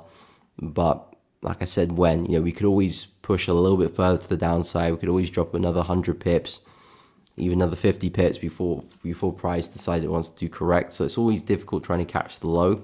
So I would suggest being patient and waiting for signs of reversal first, and then looking for opportunities to the upside. Because I do think there'll be a pretty big move for CAD CHF. After all-time lows are created, normally you do go through a pretty big recovery. So there will be some nice upside opportunities, but we have to be patient for that. I'm not so keen with the sells, to be honest. I don't want to keep selling this. We're at all-time lows.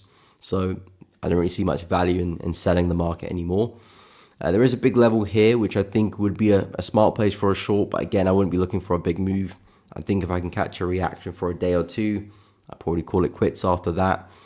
Maybe we do continue falling, but I'll be very, very cautious to, the market potentially just having a short-term move for a bigger move to the upside, which is where I would expect the bigger move to be for CAD Swiss. So if you're looking to sell the market, I would say keep an eye on this zone, 0.592. But again, my tip would be don't look for anything too crazy. We're at all-time lows. There's not going to be so many sellers as there once was. A lot of sellers probably taking their profits by now. So I wouldn't expect a lot of sellers to be jumping into the market anymore. So be careful with that. If you're looking for a buy, then yeah, we're waiting for signs of reversal first, which are not quite present yet. And then we can start to talk about some buys. But neither setup, not quite here yet. So CAD CHF, I'll leave it alone for now. In terms of dollar CAD, Malik, you had an idea on that one? Or you said you're currently long? No, currently short intraday. Let me remove this just so I can have a bit more space. Okay, so let me drop to the hourly chart. Intraday sell dollar CAD 1.3677, which is around here. 1.378, 3718.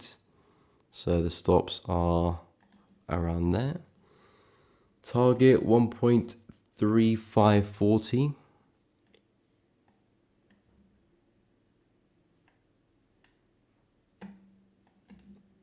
Okay, which is pretty much the low here. I suppose the wick low there. And okay, yeah. Okay. So I don't mind it. I mean, the market is still short bias. I'm not as keen, to be honest, because this swing here, we are coming from essentially a double bottom, which doesn't mean we have to go to the upside, but it's not like price created new lows.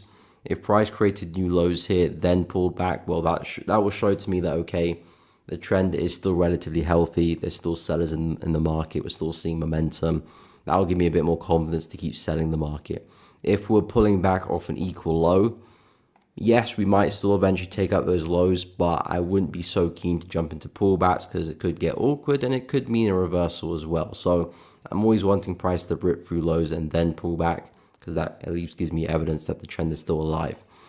So that is one kind of thing I don't like about the opportunity. What I would say though, in terms of how we're moving, we are looking fairly corrective. So I do think price is likely to push down. How far it will go, we'll have to wait and see. And of course, overall, the market is still bearish. So you do have the higher time frames in your favor. Momentum is still with the bears. I would say that's kind of the main awkward thing about it. But we are looking quite correct. We are finding some wicks to the upside. I'm not too sure about the location. We're not really testing any significant area of confluence backing any shorts. So that's kind of another thing I would like to have in the trade. But again, I'm sure you have your reasons of why you hopped into the trade and why you took it. So yeah, I think it's an area where we might see some downside, more so judging on the current price action more than kind of where we're trading. It's more so how corrective we're looking. So I think we can push down. I would say keep a close eye in terms of the management side of things. At the moment, it looks like we're kind of testing this ascending channel here, kind of testing the low there. So maybe if we can see price maybe show a strong close outside of that, that might give you a bit more confidence to hold the trade all the way to the lows. But yeah, I'm just not seeing much confidence there. It's not like prices come into a nice area or test the big level or come into an area of supply. I'm not really seeing any of those major confidences at play right now. So for those reasons, I personally wouldn't take the trade. And of course, the fact that we didn't create a new low as well. But again, anything can happen with the market. It's all probability at the end of the day. So I'm sure you got your reasons of why you did get short. But yeah, personally for me, not a trade I would take. Euro Aussie, then we'll take a look at USD SGD. So Euro Aussie is actually a pair which I'm looking to short. I'm just kind of waiting for an entry. which is the awkward part of it, to be honest. I was debating on taking the trade actually on the closure of the trendline break, which is not something I normally do, but I was contemplating it. But the thing is, on second thought, I wasn't such a big fan of the size of the stop loss here. I was like, I probably can get a bit tighter stop loss. I mean, the risk reward is not bad. It's still 2.73 into the low, but I would have to capitalize on that push into the low for me to take the win there. There will be some areas where I can lock in some partials, but yeah, I kind of wanted to get a slightly better entry. But in terms of direction, Euro Aussie, I'm pretty bearish on this one. I think we are likely to fall the way I see it. Price has had a big push down. It's had a big push up. I think we're quite stretched, and I think the bigger move for Euro Aussie now will likely be a pullback. We may still continue higher. That may still be the direction of the market. I am looking at us coming back to retest this range here. And maybe from then onwards, we decide we want to continue. But the way I see it, price had a big move down here. I'm looking at this being a pullback. We've come back into a healthy area of retracement, 0.5, 0.618. I like the price action as well, because not only has the move been very corrective to the upside, looks like we kind of shot to the upside here and maybe liquidated some early sellers. Anyone selling the market in this area, probably taking out the position with that move. And now maybe we do see the continuation. So I think something to keep an eye on now is if we start to put some lower highs in. Something like this, that could be a nice trade on an intraday level. And I'll be expecting us to start to continue back to lows. Of course, these are some levels to keep a close eye on, book some profits, depending how big of a move you're looking for. But in terms of my expectation, it's push down, looking at this as a pullback, now expecting another big swing. I wouldn't be looking for this to continue high. It's just a very corrective move, so it's not really showing me signs of trend continuation. It's not really showing signs of healthy trend. This is more corrective behavior, which most of the time does end up in us selling off. So yeah, pretty bearish, looking for a push into 1.72 and expecting a lot more downside. Okay, so I'll take a look at USD SGD next. We'll go through Euro NZD as well, see what that signal is looking at. Appreciate it, Stealth. Take on pound USD. Okay, we'll take a look at that one after. Let me just go through Euro NZD, dollar SGD. I think that's the pairs, and then we'll take a look at pound USD after. So USD SGD, a long time since I looked at this one. At least I think it's a long time. I always say it's a long time, and then it's actually not a long time. Okay, so the last time I had a look at this might have been over here, which would be July 24, which actually be a year ago. I don't know, it might have been that area. Anyway, a lot has happened since then. Let's start fresh. So, USD Singaporean dollar is looking absolutely bearish and looks like it's on a one-way ticket back to these lows. So, I would say short this one. Short. But of course, not now. Price has just taken out these lows. Now's not the time to be looking to short, especially in the way we did it. We're looking very corrective as well. We're losing momentum. I think a bigger pullback's probably on the cards at some point. I think it's kind of the same situation as the dollar. Dollar's been pretty bearish too, it's falling.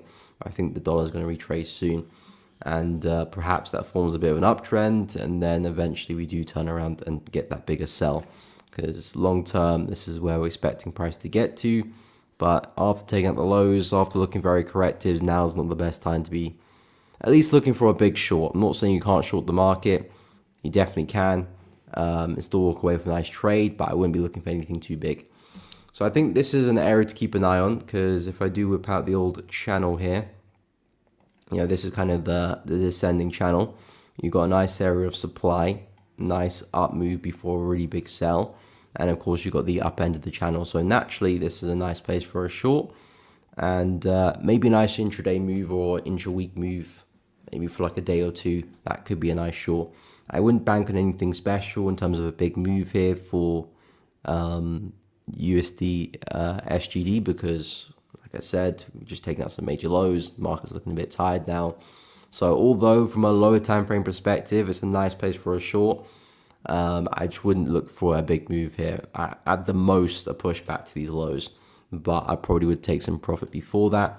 And of course, if you do see signs of price breaking to the upside, not to panic.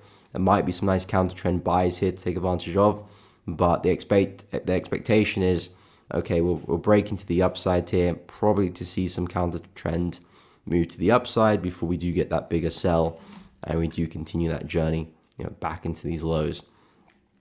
We're just looking for the next lower high in the sequence, really.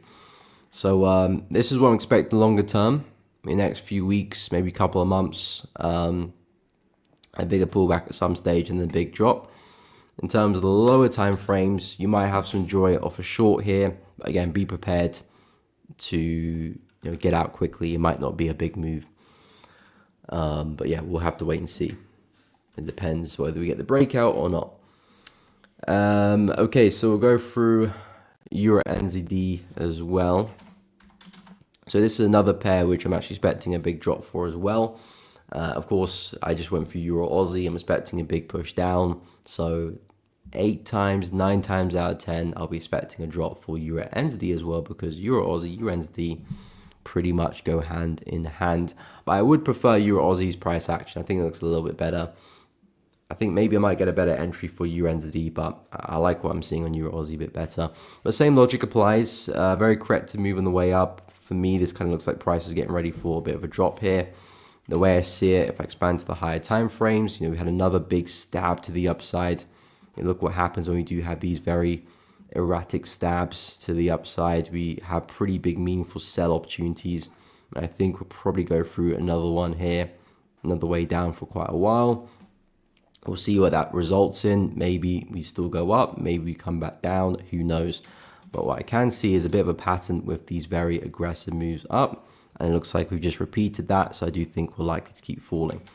And the same logic applies with Euro Aussie as well. So I'm pretty bearish on Euro NZD. I think that's the bigger move for the market. In terms of buying opportunities, I think for now, buy still makes sense in this area, but I would keep it very short and sweet. So if we do come into this area, we might see a nice reaction that lasts for a day. But like I said, I do think the bigger move is going to be to the downside. It might not happen now. We could still rally. We could still see a few more higher highs before we drop. That's the kind of thing with a swing trade. You could favor a swing to happen, but it might not present for another few days until it actually does turn around. It's not like a day trade where you're actually looking for price to do it today as in now. Swing trade is like you're waiting for the market to shape up, which you never know. It might be very soon. It could take a while. But I do think that's where the bigger move is. At the moment, yes, there's still bullish structure. We are quite corrective, so I'm not expecting big moves to the upside here. I think this could be a nice area for a buy. You're looking at 1.94884, which would be, where's that? 94. Okay, around there. Stops 94300.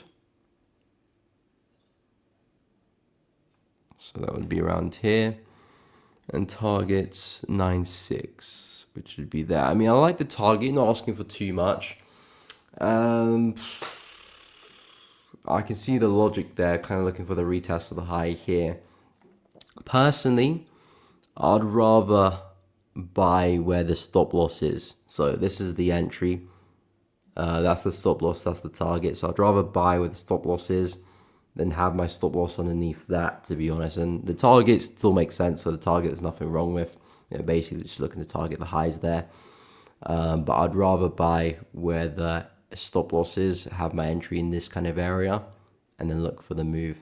Just because the original entry is kind of like at the low of the consolidation. But I think a better opportunity would wait for price to break low. I mean, at the moment it's looking very bearish right now, but I would wait for us to push a little bit lower, a bit more confidence here. I like this area of demand, strong push up. I think that'll be a better place for a buy, and then take the opportunity there. And again, that's the same logic with the signals as well. You don't have to follow the signal to a T. It's just an idea generally. You can if you want to, but if you do have some experience with trading and you can kind of spot some opportunities, maybe it's a bit better to kind of add your own twist to it. So if I was going to trade this opportunity, I probably would wait for an entry a little bit further down, and then maybe execute if I see some healthy rejections, and then yeah, target more or less back to the high. Stops, I would have it below the low there. If price was to hit that stop loss, then yeah, I probably would be in the wrong direction, and we'll probably see more downside off the back of that. So yeah, that's kind of how I would tackle Euro NZD.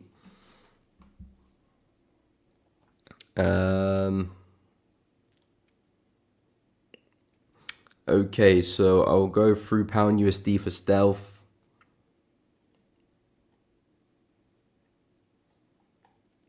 Where was I?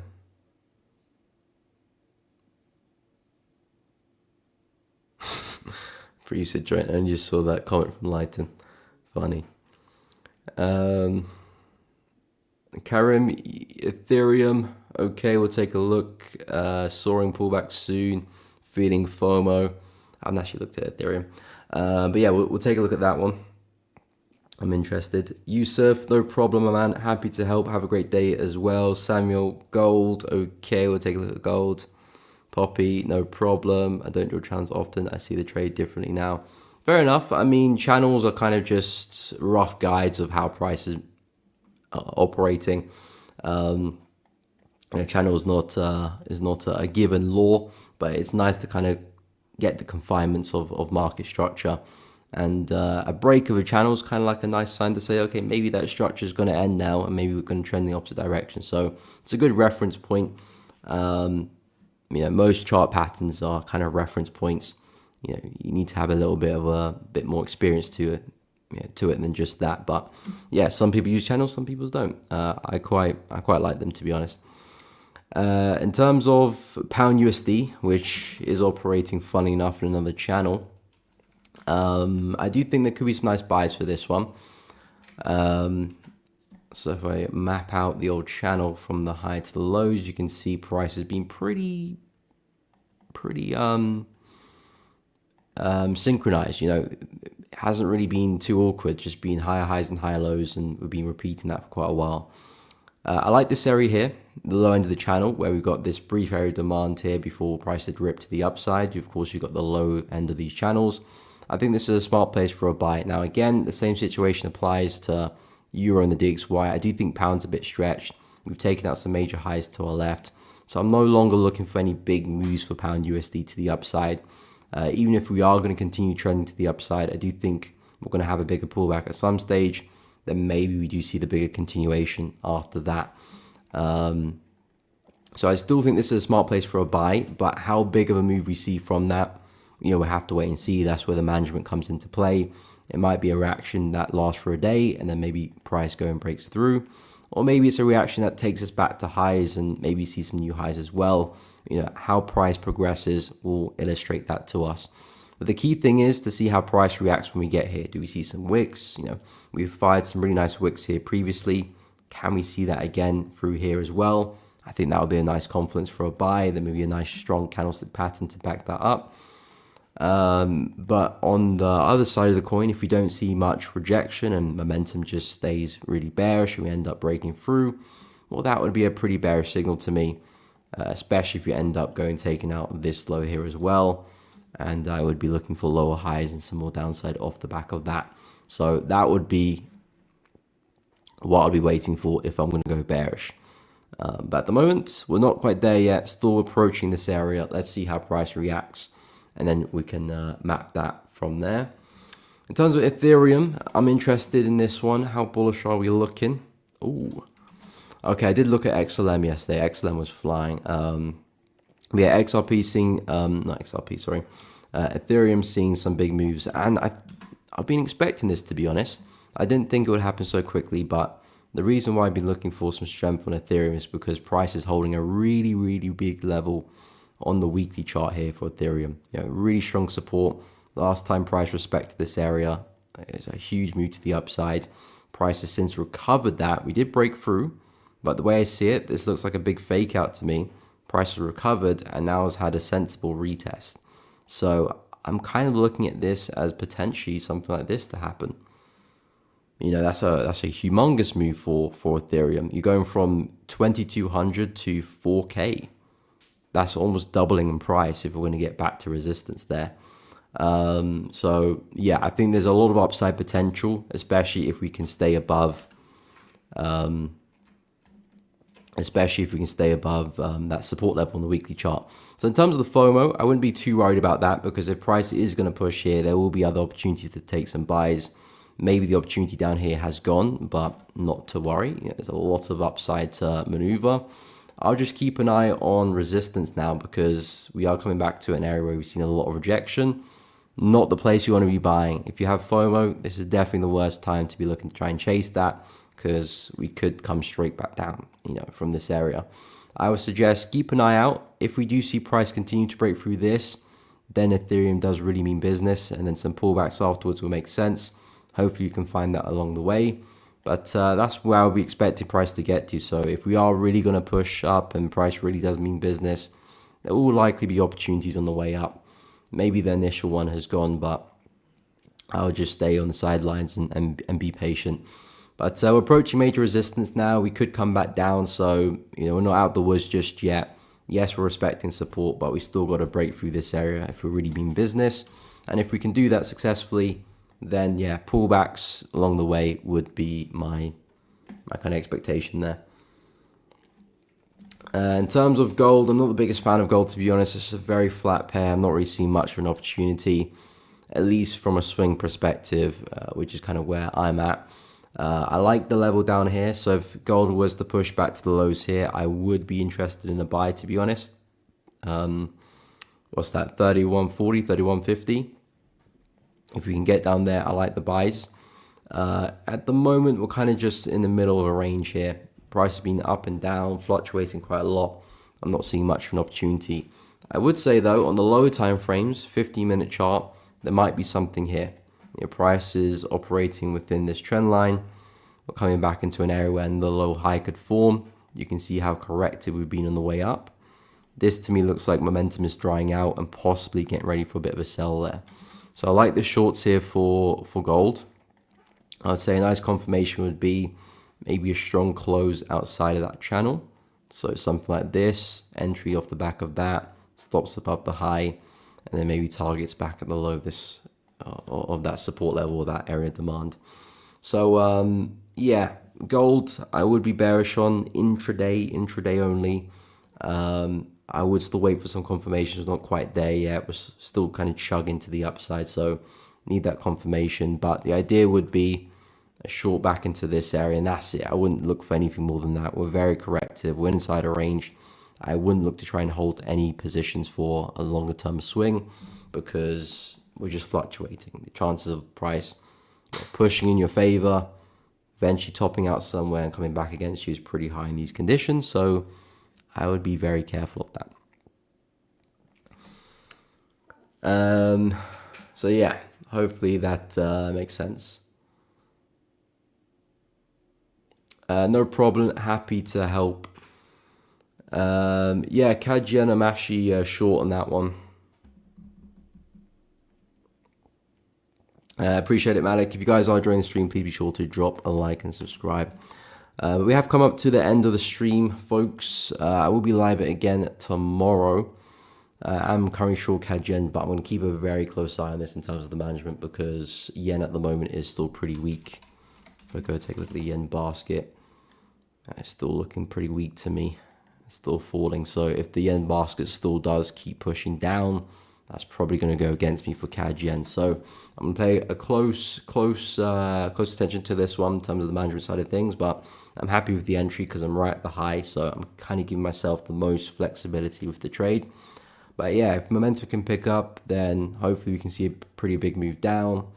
If we look a little bit flat or momentum picks up to the upside, or if I see a strong close, which I don't like, I'll probably look to call it a day a little bit early with the position. But I'll keep you guys updated. I'll be live here tomorrow, same time as always, 10 a.m. to 12 p.m. and we'll discuss anything there. And if I do get into any more positions, I'll let you know as well.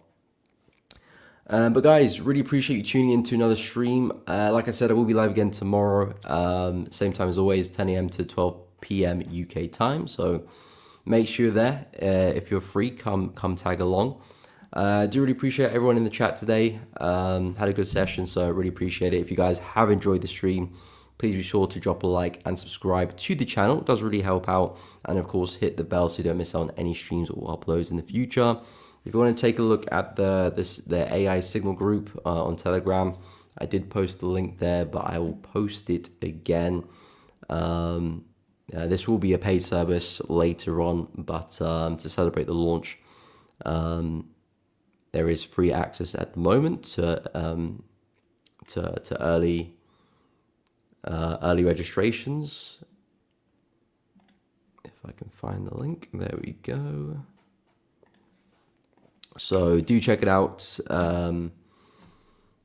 Free to join, and can check it out and test it out for yourself. But guys, really appreciate you tuning in. Thank you so much for attending the stream. Like I said, before you leave, drop a like, subscribe to the channel, and yeah, I'll catch you all tomorrow.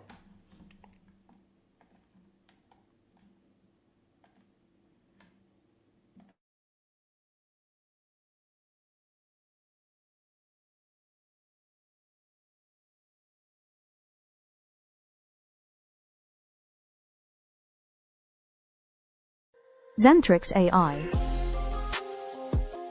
The advanced AI-powered trading platform for every trader.